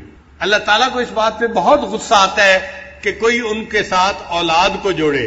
فرماتے ہیں ما لہم بہ من علم ولا لآبائہم، اس کے بارے میں کچھ بھی علم نہیں ہے ان لوگوں کو اور نہ ان کے باپ دادوں کو، یعنی یہ بھی جاہل ہیں، اور ان کے باپ دادا جو کہتے تھے نا کہ اللہ کی اولاد ہے وہ بھی جاہل ہیں، اس لیے کہ سانپ کا بیٹا سانپ ہی ہوتا ہے۔ یہ جاہل تھے، انہوں نے اولاد جنی تو وہ بھی جاہل ہی نکلی، اور ان کی اولاد نے بھی کہا کہ اللہ تعالیٰ کا بیٹا ہے۔ اللہ فرماتے ہیں کبرت کلمۃ تخرج من افواہہم، کہ بڑے بول ہیں جو ان کے منہوں سے نکل رہا ہے، ان یقولون الا کذبا، یہ نہیں بولتے مگر جھوٹ، یہ جھوٹ بات کر رہے ہیں۔ پھر اللہ تعالیٰ نے اپنے پیارے حبیب صلی اللہ علیہ وسلم کی تسلی فرمائی کہ چونکہ اللہ کے حبیب صلی اللہ علیہ وسلم 15 دن وحی نہ آنے کی وجہ سے بہت غمزدہ بھی تھے۔ اللہ فرماتے ہیں فَلَعَلَّكَ بَاخِعٌ نَفْسَكَ عَلَىٰ آثَارِهِمْ إِن لَّمْ يُؤْمِنُوا بِهَٰذَا الْحَدِيثِ أَسَفًا، تو ایسا تو نہیں کہ آپ ان کے پیچھے اپنی جان کو غم کی وجہ سے ہلاک کر دینے والے ہیں اور یہ لوگ اس مضمون پر ایمان نہ لائیں۔ اگر یہ لوگ ایمان نہیں لاتے آپ اتنے غمزدہ کیوں ہوتے ہیں؟ آپ کے اوپر تو ہے بات کو پہنچانا، وما علیک الا البلاغ، آپ نے تو بات پہنچا دی، آپ کی ذمہ داری ختم ہو گئی۔ اب اگر یہ ایمان نہیں لاتے تو اے میرے حبیب صلی اللہ علیہ وسلم آپ کتنا غم کیوں کرتے ہیں؟ آپ کیوں اپنے آپ کو پریشانی میں ڈالتے ہیں؟ پھر آگے فرمایا انا جعلنا ما علی الارض زینۃ لہا لنبلوہم ایہم احسن عملا، بلا شبہ زمین پر جو کچھ ہے ہم نے اس کے لیے زینت بنایا ہے تاکہ ہم آزمائیں کہ ان لوگوں میں سے کون اچھا عمل کرتا ہے۔ زمین کے اوپر جو کچھ بھی ہے وہ سب کا سب ہمارے لیے امتحان ہے۔ زمین کی زیب و زینت بھی امتحان ہے، زمین کے اوپر مال وہ بھی امتحان ہے، زمین کے اوپر جمال وہ بھی امتحان ہے، ہر چیز ہمارے لیے امتحان ہے۔ اور اللہ تعالیٰ نے یہ اس لیے امتحان بنایا کہ وہ دیکھنا چاہتے ہیں کہ کون ہیں جو نیک عمل کرنے والے ہیں۔ وَإِنَّا لَجَاعِلُونَ مَا عَلَيْهَا سَيِّدًا جُرُزًا، اللہ فرماتے ہیں اور زمین پر جو کچھ ہے بلا شبہ ہم اسے بالکل صاف میدان بنا دینے والے ہیں۔ اور یہ چند دن کی بات ہے، یہ جو کچھ ہے ایک وقت آئے گا کہ ہر چیز مٹ جائے گی، یہ سب مٹی کی ڈھیری بن جائے گی اور اللہ تعالیٰ زمین کو چٹیل میدان بنا دیں گے۔ یہ زمین کے اوپر جو درخت نظر آ رہے ہیں یا عمارتیں نظر آ رہی ہیں یہ سب ختم ہونے والی چیزیں ہیں، یہ فانی چیزیں ہیں، ان سے دل لگانا بے وقوفی کی بات ہے۔ اب نبی علیہ السلام کو تسلی دینے کے بعد اللہ رب العزت نے اصحاب کہف کا قصہ اب شروع فرمایا۔ فرماتے ہیں ام حسبت ان اصحاب الکہف والرقیم کانوا من آیاتنا عجبا، کیا آپ نے یہ خیال کیا ہے کہ کہف اور رقیم والے ہماری نشانیوں میں سے عجیب چیز تھے؟ کہف کہتے ہیں بڑے غار کو، اور رقیم کا لفظ رقم سے ہے۔ رقم قرآن پاک کا لفظ ہے، اس کا معنی ہوتا ہے لکھنا، اور اردو میں بھی استعمال ہوتا ہے، رقم نمبر ہم استعمال کرتے ہیں اردو زبان میں بھی۔ تو رقیم جو ہے اصل میں ایک پلیٹ تھی جس کے اوپر قوم نے ان اصحاب کہف کے بارے میں کچھ لے کے اس کو کہف کے دروازے کے اوپر فکس کر دیا تھا۔ آج کل لوگ بھی اپنے گھروں کے اوپر بھی پلیٹیں لگا دیتے ہیں، اور اپنی فیکٹریوں کے اوپر بھی نشان لگا دیتے ہیں. تو اس زمانے میں ایک پتھر کے اوپر کچھ لکھ کر لگا دیا گیا تھا، تو اس کو رقیم کہا گیا، وہ جو پلیٹ بنا دی تھی انہوں نے. تو اصحاب کہف تو تھے اس غار کی وجہ سے، اور رقیم تھے اس پلیٹ کی وجہ سے جو دروازے کے اوپر لگا دی گئی تھی، تو ان کو اصحاب کہف و رقیم کہا گیا. اللہ فرماتے ہیں اذ اول فتیۃ الی الکہف فقالوا ربنا آتنا من لدنک رحمتا وہیئ لنا من امرنا رشدا، کہ جب جوانوں نے غار میں ٹھکانہ پکڑا تو انہوں نے کہا اے ہمارے رب اپنے پاس سے ہمیں رحمت عطا فرما اور ہمارے لیے ہمارے کام میں اچھی صورتحال مہیا فرما. قرآن مجید کی یہ خوبی ہے کہ وہ جب کوئی قصہ بیان کرتا ہے تو اس کی جزیات کے اندر نہیں جاتا، چونکہ وہ بے فائدہ ہوتا ہے. کام کی بات سے کام رکھتا ہے، جو اصل مقصود ہے وہ پہنچا دیتا ہے، اور اس سے مقصد پورا ہو جاتا ہے. تو قرآن مجید نے یہ نہیں کہا کون سا زمانہ تھا، کون سا بادشاہ تھا اور کیا واقعہ پیش آیا. اتنا کہا کہ وہ چند نوجوان تھے جو غار کے اندر داخل ہوئے اس لیے کہ وہ اپنے ایمان کو بچانا چاہتے تھے، اور انہوں نے دعا مانگی ربنا آتنا من لدنک رحمتا وہیئ لنا من امرنا رشدا، اے اللہ، اے ہمارے رب ہمیں اپنے پاس سے رحمت عطا فرما اور ہمارے لیے ہمارے کام میں اچھی صورتحال مہیا فرما. بس اتنی بات بتائی اور بات کو مکمل کر دیا. پھر جب وہ کہف کے اندر آ گئے، اللہ فرماتے ہیں فَضَرَبْنَا عَلَىٰ آذَانِهِمْ فِي الْكَهْفِ سِنِينَ عَدَدًا، سو ہم نے ان کے کانوں پر سال ہا سال تک پردہ ڈال دیا، پھر ہم نے انہیں اٹھایا. جب انسان سوتا ہے نا تو اس کے کانوں کے اوپر پردہ آ جاتا ہے. نیند کا تعلق دو چیزوں کے ساتھ ہے، ایک آنکھوں کے ساتھ ہے اور ایک کانوں کے ساتھ ہے. اگر کانوں میں آواز چلی جائے تو بھی نیند ڈسٹرب ہو جاتی ہے، اگر آنکھوں کے آگے روشنی آ جائے تو بھی نیند ڈسٹرب ہو جاتی ہے. اسی لیے سائنسدانوں نے یہ لکھا ہے کہ ایک آدمی اگر کسی جنگل کے اندر سویا ہوا ہے تو رات ہوگی تو اس کو نیند آئے گی، اور جیسے ہی صبح کی روشنی ہوگی تو بند آنکھوں کے باوجود اس کی آنکھوں کے اندر سے روشنی اس کے دماغ تک جائے گی اور اس کو پتہ چل جائے گا کہ صبح کا وقت ہو گیا ہے، اور اس کی آنکھ کھل جائے گی. تو صبح کے وقت، سحری کے وقت خود بخود آنکھ کھل جاتی ہے. تو آنکھ کھلتی ہے روشنی دماغ تک پیغام دے یا کان کی آواز دماغ تک پیغام دے.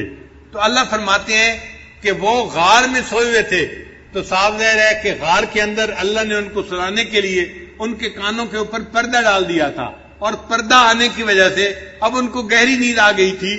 وہ 300 سال تک سوئے رہے، اور اس دوران اللہ ان کی کروٹیں بھی بدلتے رہے اور ان کی نیند میں خلل نہیں آیا. ثم بعثناہم، پھر ہم نے انہیں اٹھایا، جگایا کہ ہم جان لیں لنعلم ای الحزبین احصی لما لبثوا امدا، کہ دونوں گروہ میں سے کون سا گروہ ان کے ٹھہرنے کی مدت کو ٹھیک طرح سے شمار کرنے والا ہے.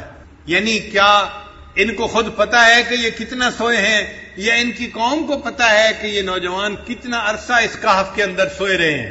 ہم دیکھنا چاہتے تھے کہ کوئی جانتا ہے کہ نہیں اس بات کو. اللہ فرماتے ہیں نحن نقص علیک نبأہم بالحق، کہ ہم آپ سے ان کا واقعہ بالکل ٹھیک ٹھیک بیان کرتے ہیں. انہم فتیۃ آمنوا، بلا شبہ وہ چند نوجوان تھے، بربہم وزدناہم ہدا، جو اپنے رب پر ایمان لائے اور اللہ نے ان کی ہدایت کو اور زیادہ کر دیا. قرآن مجید میں نوجوانوں کا تذکرہ اللہ تعالی نے خاص طور پر کیا ہے. ایک سیدنا ابراہیم علیہ السلام کا تذکرہ اللہ نے کیا. وہ بھی نوجوان تھے اور اللہ کی توحید پہ قائم تھے، اور انہوں نے بتوں کو توڑ دیا تھا. فجعلہم جزازا، اور ان کے بارے میں لوگ کہتے تھے کہ انا سمعنا فتى یذکرہم یقال لہ ابراہیم، ہم نے ایک نوجوان کے بارے میں سنا ہے وہ ہمارے بتوں کے خلاف باتیں کرتا تھا. تو ابراہیم علیہ السلام کے جوانی کا تذکرہ اللہ نے قرآن مجید میں کیا ہے. ایک اللہ تعالیٰ نے حضرت یوسف علیہ السلام کی جوانی کا تذکرہ کیا ہے قرآن پاک میں. مصر کی عورتوں نے کہا تھا کہ ہم نے سنا ہے کہ جو بادشاہ کی بیوی ہے وہ اپنے جو ہے نوجوان غلام کے اوپر فریفتہ ہو گئی ہے، اس کے لیے بھی فتح کا لفظ استعمال کیا گیا ہے. اور ایک اللہ تعالیٰ نے اصحاب کہف کے لیے نوجوانوں کا لفظ استعمال کیا. اور ایک حضرت موسیٰ علیہ السلام کا جو خادم تھا یوشع بن نون، وہ بھی نوجوان تھا، اس کا بھی تذکرہ قرآن مجید میں ہوا. تو انہوں نے اپنے غلام سے پوچھا تھا کہ کھانے کی چیز لاؤ، تو اس نے بھی کہا تھا کہ جی وہ تو مچھلی تھی جو دریا میں چلی گئی، اس کے لیے بھی نوجوان کا لفظ استعمال ہوا ہے. یہ سب کے سب ایمان والے لوگ نوجوان لوگ تھے. اور عجیب بات ہے کہ نبی علیہ الصلوۃ والسلام نے جب دنیا میں نبوت کا دعویٰ فرمایا تو اللہ کے حبیب صلی اللہ علیہ وسلم بھی نوجوان تھے، 40 سال عمر تھی. 40 سال کی عمر کا بندہ تو نوجوان ہوتا ہے. اور پھر حضرت ابوبکر صدیق لانو کی عمر 38 سال تھی، 2 سال چھوٹے تھے، وہ بھی نوجوان تھے. حضرت عمر لانو اور چند سال چھوٹے تھے، وہ بھی نوجوان تھے. حضرت عثمان غنی بھی نوجوان تھے، اور حضرت علی لانو تو اور بھی اٹھتی جوانی تھی ان کی. اور ان کے بارے میں تو نبی علیہ الصلوۃ والسلام نے حدیث پاک میں بھی فرمایا کہ لا فتح الا علی، کہ کوئی نوجوان نہیں سوائے علی کے. تو علی کی جوانی کا تذکرہ تو اللہ کے حبیب صلی اللہ علیہ وسلم نے حدیث پاک میں بھی فرمایا ہے. یہ سب نوجوانوں کی جماعت تھی جنہوں نے دین کی بنیاد رکھی، اور اللہ تعالیٰ نے دین اسلام کی آبیاری ان نوجوانوں سے کروائی. ہمیشہ جب بھی دنیا میں کوئی انقلاب آتا ہے اس کے پیچھے نوجوان ہی ہوتے ہیں. تو یاد رکھیے گا، نوجوانوں کا جوش اور بوڑھوں کا ہوش. نوجوانوں کا جوش اور بوڑھوں کا ہوش. بوڑھوں میں عقل مندی ہوتی ہے، ان کا دماغ کام کرتا ہے، وہ صحیح فیصلے کر پاتے ہیں، اس لیے وہ صحیح جو ہے ڈیسیژن لیتے ہیں. تو بوڑھوں کا ہوش ضروری ہے، اور پھر کام کو کرنے کے لیے نوجوانوں کا جوش بھی ضروری ہے تاکہ کام اپنے پایہ تکمیل تک پہنچ جائے. تو یہ چند نوجوان تھے جن کا تذکرہ قرآن مجید نے کیا کہ یہ اپنے ایمان بچانے کے لیے غار کے اندر چلے گئے تھے. اللہ فرماتے ہیں وَرَبَطْنَا عَلَىٰ قُلُوبِهِمْ، ہم نے ان کے دلوں کو مضبوط کر دیا. اذ قاموا، جب وہ سونے کے بعد اٹھے، فقالوا، جب وہ کھڑے ہوئے، فقالوا، اور کہنے لگے ربنا رب السماوات والارض، ہمارا رب تو وہ ہے جو آسمان اور زمین کا رب ہے.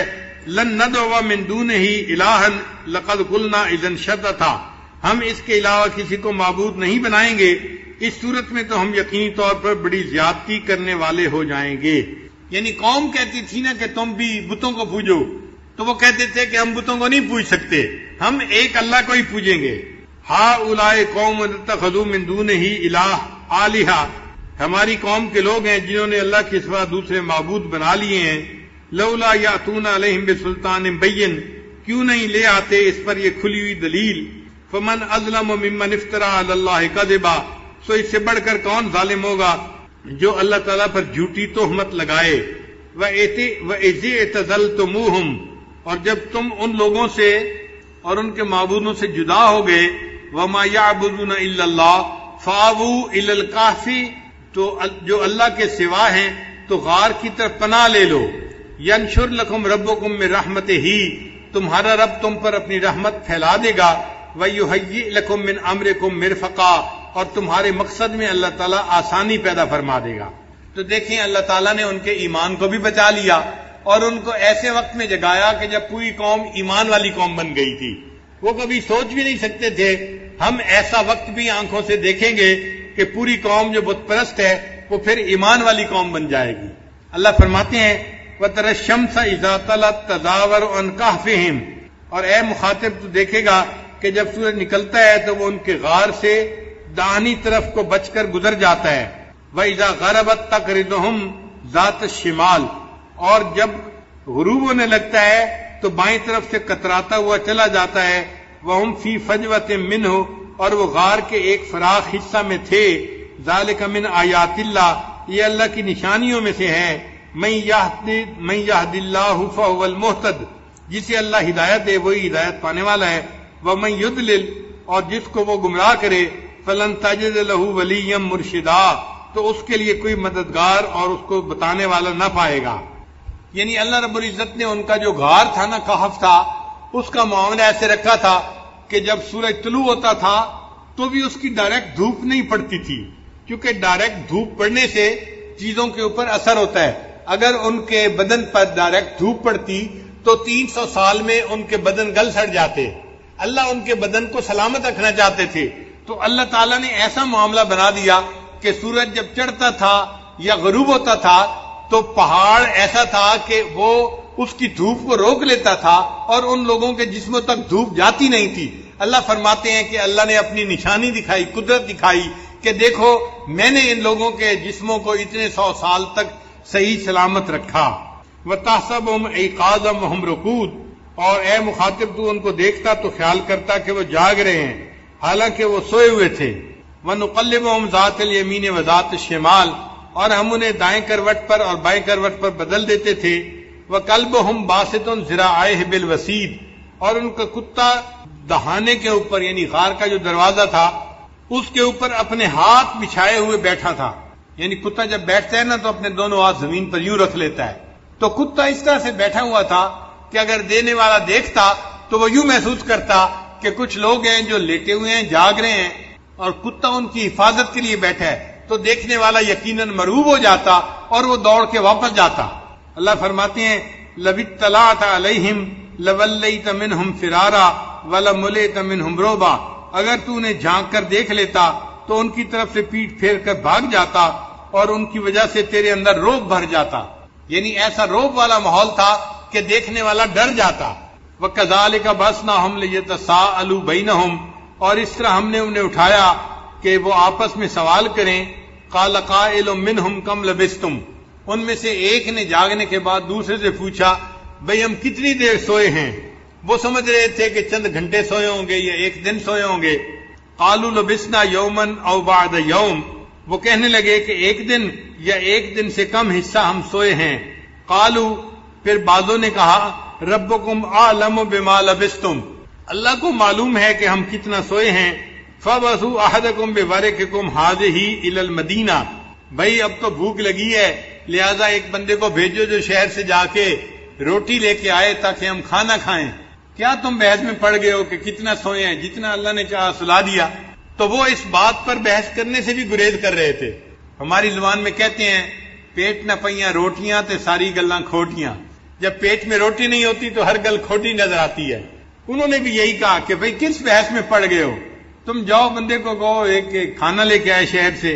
فَلْيَنْظُرْ أَيُّهَا أَزْكَىٰ طَعَامًا، ہاں اس شہر کے کھانوں میں سے دیکھے کہ کون سا کھانا زیادہ پاکیزہ ہے. فَلْيَأْتِ بِرِزْقٍ مِّنْهُ، تو وہ تمہارے پاس اس میں سے کھانا لائے.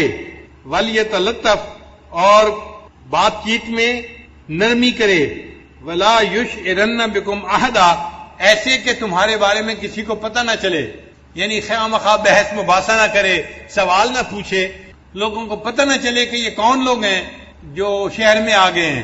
لہذا جانے والا سمجھداری سے بات کرے اور لوگوں کو پتہ بھی نہ چلنے دے کہ یہ کون لوگ ہیں جو یہاں آئے ہیں. انہم ان یظہروا علیکم یرجموکم، بے شک اگر ان کو اس بات کا پتہ چل گیا کہ ہم کون ہیں، یعنی وہ تو سمجھ رہے تھے نا کہ ہم ایمان والے ہیں اور پوری قوم کافروں کی ہے، ان کو اگر پتہ چل گیا کہ ہم کون ہیں، یرجموکم، تو وہ ہمیں پتھر مار مار کر ہلاک کریں گے. او یعیدوکم فی ملتہم، یا اپنے دین میں ہمیں زبردستی واپس لوٹا لیں گے. ولن تفلحوا اذا ابدا، اور تم ہرگز کامیاب نہ ہو سکو گے. شروع زمانے سے ہی یہ بات چلی آ رہی ہے کہ پتھر جو مارا جاتا ہے نا، رجم کیا جاتا ہے، یہ شیاطین کی سزا ہوتی ہے. لہذا اس زمانے میں بھی پتھر مارے جاتے تھے. اور آج بھی ہم حج پہ جاتے ہیں تو دیکھو شیطان کو کنکریاں مارتے ہیں نا، تو شیطان کو کنکریاں مارنا اس بات کی دلیل ہے کہ اللہ نے شیاطین کا عذاب رجم ہی رکھا ہے. اسی لیے اللہ تعالیٰ نے زنا کی سزا بھی رجم ہی رکھی ہے. وَكَذَلِكَ أَثَرْنَا عَلَيْهِمْ لِيَعْلَمُوا أَنَّ وَعْدَ اللَّهِ حَقٌّ، اور اس طرح ہم نے ان پر مطلع کر دیا تاکہ وہ اس بات کو جان لیں کہ بلا شبہ اللہ کا وعدہ حق ہے کہ قیامت آئے گی اور قیامت میں انسانوں کو اللہ تعالیٰ پھر زندہ فرمائیں گے. وَأَنَّ السَّاعَةَ لَا رَيْبَ فِيهَا، اور قیامت میں آنے میں کوئی شک نہیں ہے. اِذْ يَتَنَازَعُونَ بَيْنَهُمْ أَمْرَهُمْ، جب وہ لوگ اپنے درمیان ان کے بارے میں جھگڑ رہے تھے. فَقَالُوا ابْنُوا عَلَيْهِمْ بُنْيَانًا، سو انہوں نے کہا کہ ان کے اوپر ایک عمارت بنا دو. رَبُّهُمْ أَعْلَمُ بِهِمْ، ان کا رب خوب ان کو جانتا ہے. قَالَ الَّذِينَ غَلَبُوا عَلَىٰ أَمْرِهِمْ، کہا انہوں نے جو اس معاملے میں غالب آئے، لَنَتَّخِذَنَّ عَلَيْهِمْ مَسْجِدًا، ہم ضرور ان کے اوپر مسجد بنائیں گے. یعنی نشانی کے طور پر انہوں نے ان کے اوپر مسجد بنا دی. آگے فرمایا سَيَقُولُونَ ثَلَاثَةٌ رَابِعُهُمْ، کچھ لوگ یوں کہیں گے کہ وہ 3 بندے تھے اور چوتھا ان کا کتا تھا. وَيَقُولُونَ خَمْسَةٌ سَادِسُهُمْ كَلْبُهُمْ، اور کچھ لوگ کہیں گے کہ وہ 5 تھے اور چھٹا ان کا کتا تھا. رجمًا بالغیب، یہ سب اٹکل پچو لگا رہے ہیں. وَيَقُولُونَ سَبْعَةٌ وَثَامِنُهُمْ، اور کچھ لوگ کہیں گے کہ وہ 7 ہیں اور 8واں ان کا کتا ہے. قُل رَبِّي أَعْلَمُ بِعِدَّتِهِمْ، آپ فرما دیجئے کہ میرا رب ان کی تعداد کو بہتر جانتا ہے. إِلَّا قَلِيلٌ، مگر تھوڑے سے لوگ ہیں جو جانتے ہیں. فلا تمار فیہم الا مراء ظاہرا، سو آپ اس کے بارے میں سرسری بحث کے علاوہ زیادہ بات نہ کیجیے. ولا تستفت فیہم منہم احدا، اور ان کے بارے میں کسی سے سوال بھی نہ کیجیے. مقصد یہ تھا کہ بھئی ان کی تعداد کتنی ہے اصحاب کہف کی، یہ فضول سی بات ہے. یہ کوئی ایسی بات نہیں کہ جس کے اوپر کسی سے پوچھ پرتیت کی جائے یا اس کا فیصلہ کیا جائے. وہ 7 تھے، 5 تھے، 8 تھے، 2 تھے، اللہ ان کی تعداد کو بہتر جانتا ہے. بہرحال کچھ نوجوان تھے جنہوں نے غار میں پناہ لی تھی اور اللہ نے ان کے ایمان کو محفوظ کر دیا تھا. پھر اتنا واقعہ سنانے کے بعد اللہ تعالیٰ اپنے پیارے حبیب صلی اللہ علیہ وسلم کو سمجھاتے ہیں، فرماتے ہیں وَلَا تَقُولَنَّ لِشَيْءٍ إِنِّي فَاعِلٌ ذَلِكَ غَدًا. اے میرے محبوب صلی اللہ علیہ وسلم، کسی چیز کے بارے میں آپ ہرگز یوں نہ کہیں کہ میں اسے کل کروں گا، مگر یہ کہ الا ان یشاء اللہ، کہ اس کے ساتھ اللہ کی مشیت کا ذکر بھی کریں کہ اللہ چاہے گا تو میں کل کروں گا. کیونکہ کرنے والا تو اللہ ہے نا، اختیار تو اللہ کا ہے. اللہ تعالیٰ اپنی کبریائی بھی دکھانا چاہتے تھے کہ معاملہ تو میرے ہاتھ میں ہے، جو چاہوں وہ میں کروں گا. تو آپ اگر کوئی بات کریں تو کہیں کہ اللہ چاہیں گے تو میں کل کروں گا. وَاذْكُرْ رَبَّكَ إِذَا نَسِيتَ، اے میرے محبوب جب آپ بھول جائیں تو اپنے رب کو یاد کریں. وَقُلْ عَسَىٰ أَن يَهْدِيَنِ رَبِّي لِأَقْرَبَ مِنْ هَٰذَا رَشَدًا، اور آپ یوں کہہ دیجئے کہ امید ہے میرے رب مجھے وہ بات بتا دے گا جو ہدایت کے اعتبار سے اس سے قریب تر ہے. وَلَبِثُوا فِي كَهْفِهِمْ 300 سِنِينَ وَازْدَادُوا 9. اللہ فرماتے ہیں کہ وہ لوگ اپنے غار میں 309 سال رہے، یعنی شمسی اعتبار سے 300 سال رہے، اور اگر قمری اعتبار سے کریں تو پھر وقت زیادہ بن جاتا ہے، تو 309 سال بن گئے اس طرح سے. قُلِ اللَّهُ أَعْلَمُ بِمَا لَبِثُوا، اللہ ہی خوب جاننے والا ہے کہ وہ کتنی مدت رہے. لَهُ غَیْبُ السَّمَاوَاتِ وَالْأَرْضِ، اللہ کو آسمان اور زمین کے غیب کا علم ہے. اب صرف ہی واسمے، وہی دیکھنے والا ہے اور سننے والا ہے. مَا لَهُم مِّن دُونِهِ مِّن وَلِيٍّ، ان لوگوں کو اس کے سوا کوئی مددگار نہیں. وَلَا يُشْرِكُ فِي حُکْمِهِ أَحَدًا، اور وہ اپنے حکم میں کسی کو شریک نہیں فرماتا. یعنی اللہ اپنے حکم میں کسی کو اپنا شریک نہیں بناتا، صرف اللہ ایک ہی ہے جس کا حکم چلتا ہے، اس میں کوئی اس کا دوسرا شریک نہیں ہے. مَا أُوحِیَ إِلَيْکَ مِن کتاب ربک، آپ کے رب کی کتاب جو آپ کی طرف وحی کی گئی اس کی تلاوت کیجئے. لا مبدل لکلماتہ، اس کے کلمات کو کوئی بدلنے والا نہیں. ولن تجد من دونہ ملتحدا، اور ہرگز آپ اس کے سوا کوئی پناہ کی جگہ نہیں پائیں گے. وَاصْبِرْ نَفْسَكَ مَعَ الَّذِينَ يَدْعُونَ رَبَّهُمْ بِالْغَدَاةِ وَالْعَشِيِّ، اور جو لوگ صبح و شام اپنے رب کو پکارتے ہیں ان کے ساتھ آپ اپنے آپ کو بٹھائیے. یہ وہ لوگ ہیں جو اللہ کی رضا کے طالب ہیں، اور آپ ایسا نہ کریں کہ وَلَا تَعْدُ عَيْنَاكَ عَنْهُمْ، کہ ان کی دنیا والی زندگی کی زینت کے ارادے سے ان سے آپ نظریں ہٹا لیں. تُرِيدُ زِينَةَ الْحَيَاةِ الدُّنْيَا، آپ دنیا کی زینت کے چاہنے والے ہوں گے. وَلَا تُطِعْ مَنْ أَغْفَلْنَا قَلْبَهُ عَنْ ذِكْرِنَا، اور اس شخص کی بات نہ مانیے جس کے دل کو ہم نے اپنی یاد سے غافل کر دیا. وَاتَّبَعَ هَوَاهُ، وہ اپنے خواہشات کے پیچھے لگ گیا. وَكَانَ أَمْرُهُ فُرُطًا، اور اس کا حال حد سے آگے بڑھ گیا. مکہ کے مشرکین نے نبی علیہ الصلوۃ والسلام کو ایک پیغام دیا تھا کہ یہ جو ایمان لانے والے لوگ ہیں نا، حضرت بلال عنہ جیسے اور دوسرے حضرات جو تھے، یہ سب غریب غربا لوگ ہیں، اور ہم اپنے وقت کے بڑے بڑے سردار لوگ ہیں. ہمیں آتے ہوئے اور آپ کے پاس آ کر بیٹھتے ہوئے محسوس ہوتا ہے، شرم آتی ہے، غیرت آتی ہے. ہم اتنے غریب قسم کے لوگوں کے پاس آ کے کیسے بیٹھیں؟ آپ ان کو اپنے پاس سے اگر ہٹا دیں تو پھر ہم آپ کے پاس آئیں گے، آپ کی بات کو سنیں گے.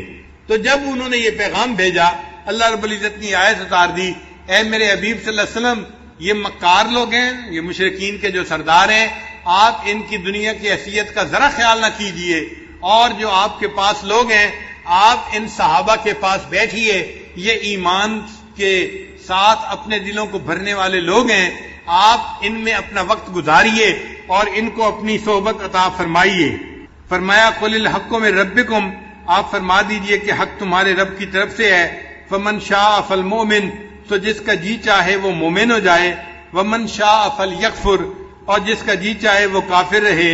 اِنَّا أَعْتَدْنَا للظالمین نارا، بے شک ہم نے ظالموں کے لیے آگ تیار کر رکھی ہے، احاط بہم سرادقها، اس کی دیواریں گھیرے ہوئے ہوں گی ان کو جہنم میں، وَإِن يَسْتَغِيثُوا يُغَاثُوا بِمَاءٍ كَالْمُهْلِ يَشْوِي الْوُجُوهَ، اور جب وہ فریاد کریں گے تو انہیں پینے کے لیے ایسا پانی دیا جائے گا جو تیل کی تلچھٹ کی طرح ہوگا اور وہ منہوں کو بھون ڈالے گا، یعنی اتنا گرم ہوگا کہ جب جہنمی اس کو پینے لگیں گے تو ان کے ہونٹ جل جائیں گے۔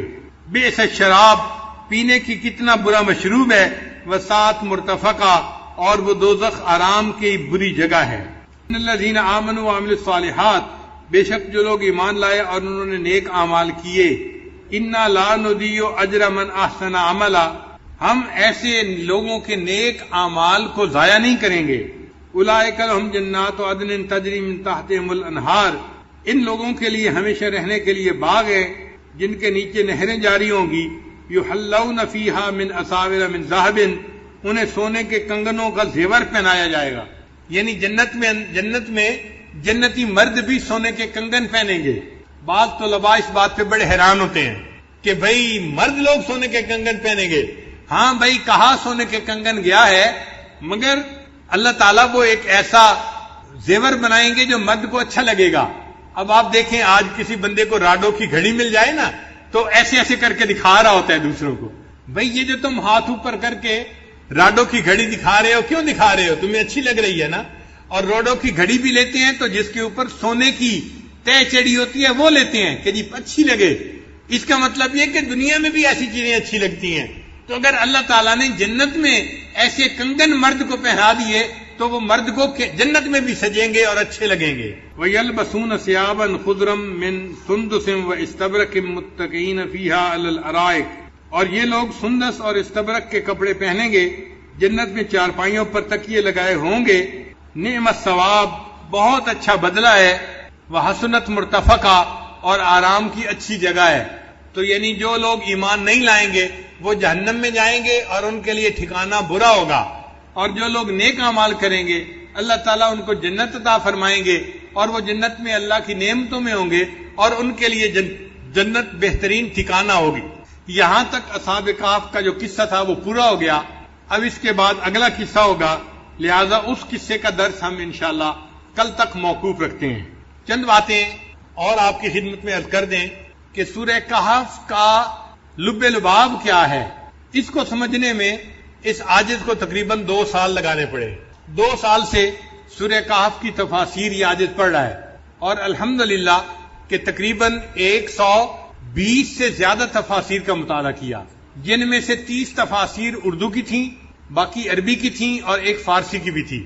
اور فارسی کی جو تفسیر تھی اس سے سب سے زیادہ فائدہ ہوا، اور وہ فارسی کی تفسیر ہمارے سلسلہ کے بزرگوں میں سے ایک بزرگ گزرے ہیں، عبداللہ انصاری رحمۃ اللہ علیہ، افغانستان میں تھے، نقشبندی بزرگ تھے، ان کی تفسیر ہے کشف الاسرار و عدت الابرار۔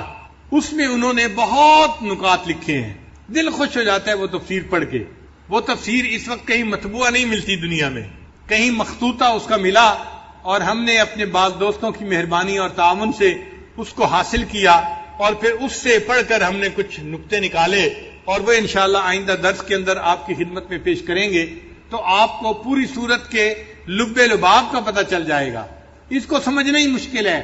بہت دیر تک میں یہی سمجھتا رہا کہ سورہ کہف کا اصل مدعا وہ چند نوجوان تھے جو غار اور کہف کے اندر چلے گئے تھے۔ ہم اس کو سمجھتے تھے کہ یہ مدعا ہے اس کا پوری صورت کا۔ پھر بعد میں پتہ چلا کہ نہیں، اصل مدعا تو کچھ اور ہے، اور اللہ نے پوری صورت کو اتنے پیارے طریقے سے جو ہے نازل فرمایا ہے کہ انسان حیران ہوتا ہے۔ اب اس کا جو لب لباب ہے نا، اس کو کہتے ہیں سینٹرل آئیڈیا۔ کیا کہتے ہیں؟ Central idea. طلباء کہیں گے ہمیں بھی کیا مشکل لفظ کہنے سکھا رہے ہیں، یعنی وہ اس کا لب لباب ہے، اس کا مقصود ہے اس کا۔ تو وہ میں آپ لوگوں کو اس وقت بتا دوں تاکہ آپ 5-10 دن وہ لب لباب سنتے رہیں گے تو ذہن میں بات جم جائے گی کہ سورت کا اصل مقصود کیا ہے۔ یہ بات ذہن میں رکھیے کہ اللہ رب العزت انسان کو اس دنیا میں 8 قسم کے حالات سے آزماتے ہیں۔ کتنے حالات سے آزماتے ہیں؟ 8 طرح کے حالات سے، عزت سے، ذلت سے، صحت سے، بیماری سے، نفع سے، نقصان سے، خوشی سے اور غمی سے، یہ 8 حالات بن گئے. 8 طرح کے حالات. ہر بندہ ہر وقت ان 8 میں سے کسی نہ کسی ایک حال میں ہوتا ہے. یا صحت مند ہوگا، یا بیمار ہوگا، یا خوش ہوگا، یا غمزدہ ہوگا، یا عزت میں ہوگا، یا ذلت میں ہوگا، یا فائدے میں ہوگا، یا نقصان میں ہوگا. یہ 8 حالات ہیں جو بندوں کے اوپر عدلتے بدلتے رہتے ہیں. اگر ان 8 حالات کا لب لباب کرے تو وہ 2 حالات بنتے ہیں، یا اچھے حالات یا برے حالات. یہ دو مطلب تقسیم ہو گئی. یعنی 8 حالات کو اگر ہم اور تقسیم کریں تو کتنے حالات میں تقسیم کریں گے؟ 2 حالات میں. یا تو نفع کا حال، عزت کا حال، صحت کا حال، یہ اچھے حالات ہیں. ذلت کا حال، بیماری کا حال، نقصان کا حال، یہ برے حالات ہیں. تو تقسیم بن گئی 2 حالات کی. اچھے حالات میں اللہ بندے کو آزماتے ہیں اور کبھی برے حالات میں آزماتے ہیں. تو کتنے حالات میں اللہ بندے کو آزماتے ہیں؟ 2 حالات میں. 2 حالات کون کون سے؟ اچھے حال میں اور اچھے حال میں آزماتے ہیں کہ یہ میرا بندہ میری نعمتوں کا شکر ادا کرتا ہے یا نہیں کرتا. اور برے حالات میں آزماتے ہیں کہ میرا یہ بندہ ان کے اوپر ان مشکلات کے اوپر صبر کرتا ہے یا نہیں کرتا. تو تمام جو یعنی امتحانات ہیں ان کا نچوڑ 2 پیپر بنے. 2 پیپر کون سے ہیں؟ ایک صبر کا پیپر اور ایک شکر کا پیپر. اللہ تعالیٰ 2 طرح سے بندے کو آزماتے ہیں. کبھی نعمتیں دے کے آزماتے ہیں، شکر کا پیپر ہوتا ہے، یہ ٹھیک حل کرتا ہے یا نہیں کرتا. یہ نعمتوں میں اگر غافل ہو جاتا ہے اور نافرمانی پہ اتر آتا ہے اور دنیا داری میں لگ جاتا ہے اور نفس کی خواہشات میں لگ جاتا ہے تو یہ اپنے پیپر میں فیل ہو گیا. اور اگر میں نے مشکل حالات بھیجے اور ان مشکل حالات میں یہ بندہ اپنے جو ہے مایوسی میں چلا جاتا ہے اور دین سے ہٹ جاتا ہے، اعمال میں پیچھے ہٹ جاتا ہے، تو اس نے صبر نہیں کیا، یہ بھی اپنے پیپر میں فیل ہو گیا. تو صبر کے وقت میں انسان صبر کرے اور شکر کے وقت میں انسان شکر ادا کرے تو پھر وہ انسان کامیاب ہوتا ہے. تو یہ بات سمجھ آ گئی کہ ہمارے اس زندگی میں جو یہ دارالامتحان ہے، اس امتحان میں مختلف پیپر ہمیں دینے پڑتے ہیں. ان تمام پیپروں کا نچوڑ اور لب لباب کتنے پیپر بنے؟ 2 پیپر بنے. ان پیپروں کا نام کیا ہے؟ ایک شکر کا پیپر اور ایک صبر کا پیپر. یہاں تک بات اچھی طرح سمجھ آ گئی. اب اس سے اگلی بات سمجھیں. اللہ تعالیٰ نے جب حضرت آدم علیہ السلام کو پیدا فرمایا تو اللہ تعالیٰ نے بھی ان کو ان دونوں پیپروں میں آزمایا. ایک تو ان کو جنت میں رکھا کہ شکر ادا کریں، نعمتیں تھیں، اور ایک اللہ تعالیٰ نے ان کو ایک درخت کا پھل کھانے سے منع فرما دیا. یہ صبر کے پیپر تھا. تو کتنے پیپروں میں آزمایا آدم علیہ السلام کو؟ کون کون سے پیپر تھے؟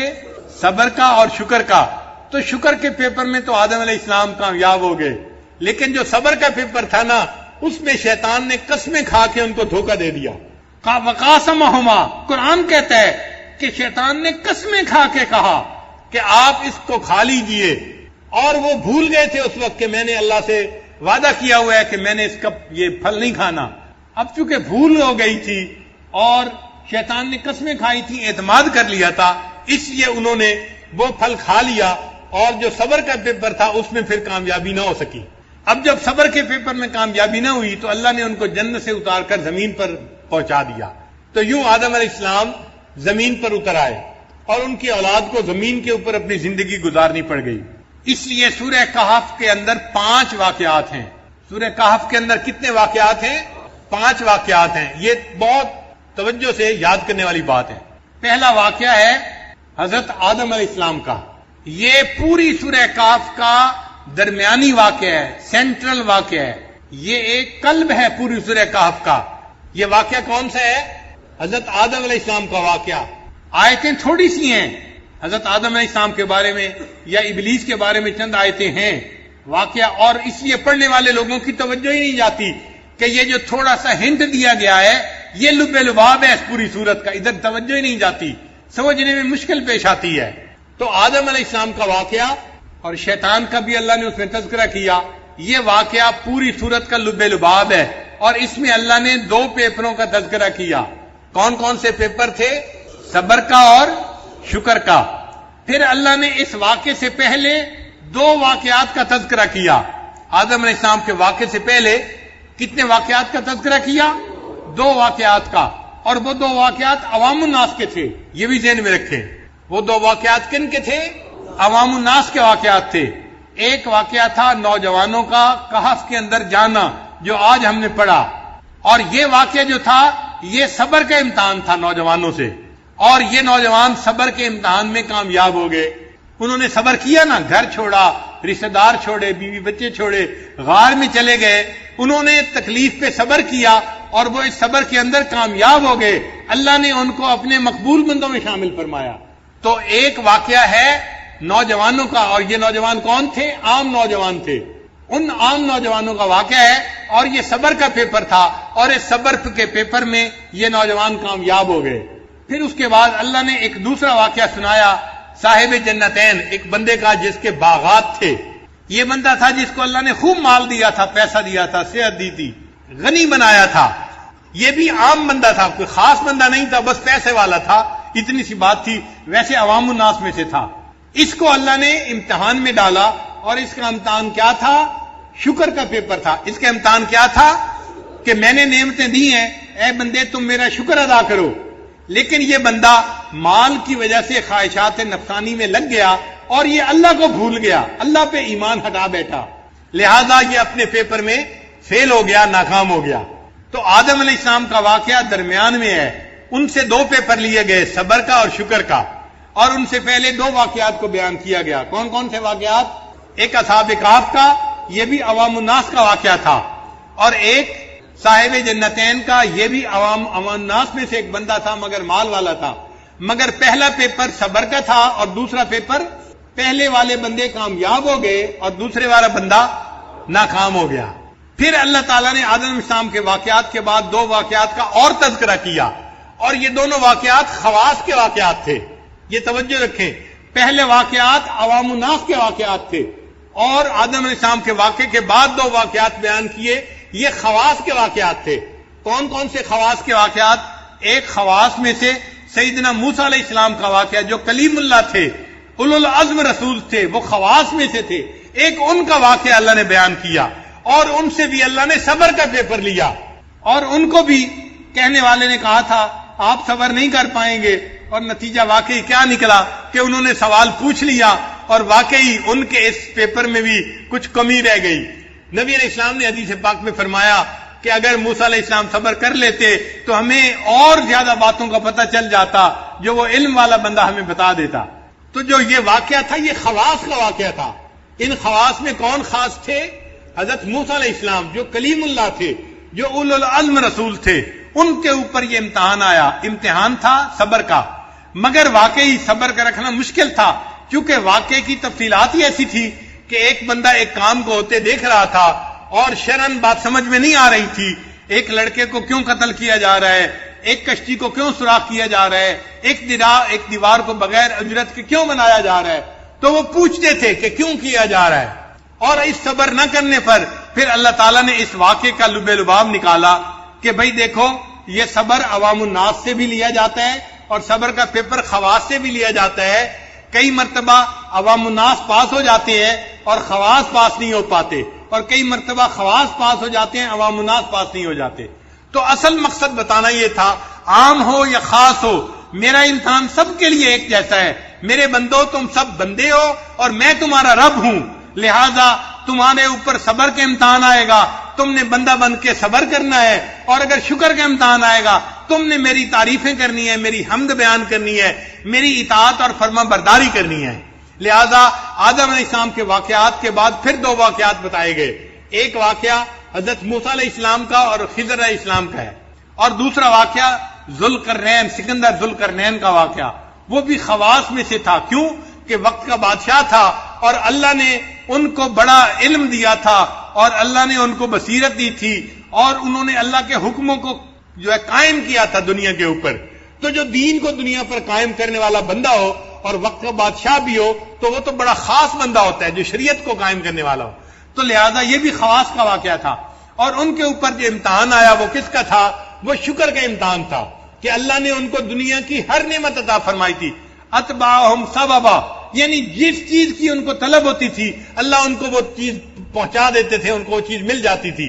تو جب اتنی نعمتیں اللہ نے ان کو عطا فرما دی تو نفس تو ایسے بندے کو جو ہے غرور اور تکبر کے اوپر ابھارتا ہے، مگر ان کے اندر غرور پیدا نہیں ہوا. انہوں نے کہا کہ نہیں، سب کام کرنے والا میرا اللہ ہے اور ہم نے اپنے اللہ کی فرما برداری کرنی ہے. انہوں نے چونکہ اللہ کا شکر ادا کیا، لہذا اللہ نے ان کے واقعے کا تذکرہ بھی قرآن مجید میں فرما دیا. تو پوری سورہ کہف میں کتنے واقعات بیان ہوئے؟ ان 5 واقعات میں سب سے درمیانی واقعہ کون سا ہے؟ حضرت آدم علیہ السلام کا. اور آدم علیہ السلام سے کتنے پیپر اللہ نے لیے؟ اور ان 2 پیپروں میں کون کون سے تھے؟ صبر کا اور شکر کا. اور اولاد آدم سے بھی اللہ تعالیٰ کتنے پیپر لیتے ہیں؟ ہم سے 2 پیپر لیے جاتے ہیں. کون کون سے؟ لیکن جب ہمیں صبر کا وقت آتا ہے تو ہم مایوسی کی باتیں کرنے لگ جاتے ہیں، شکوے کی باتیں کرنے لگ جاتے ہیں. بیٹا فوت ہو تو ذرا ماں کی بات سنا کریں، کیا کیا باتیں کرتی ہیں. جوان بیٹا اللہ نے مجھ سے لے لیا، یہ کر لیا، وہ کر لیا، ہم بے صبری کی باتیں کرنے لگ جاتے ہیں. جوان عورت کا خاوند فوت ہو جائے بڑا صدمہ ہوتا ہے واقعی، مگر اللہ صبر دیکھنا چاہتے ہیں. اور وہ عورت اس جوانی کی موت کے اوپر کیا کیا آواز زبان سے نکالتی ہے، سننے والی باتیں ہوتی ہیں. بندہ دیکھتا ہے کہ یہ پاس ہو رہا ہے یا فیل ہو رہا ہے، اپنی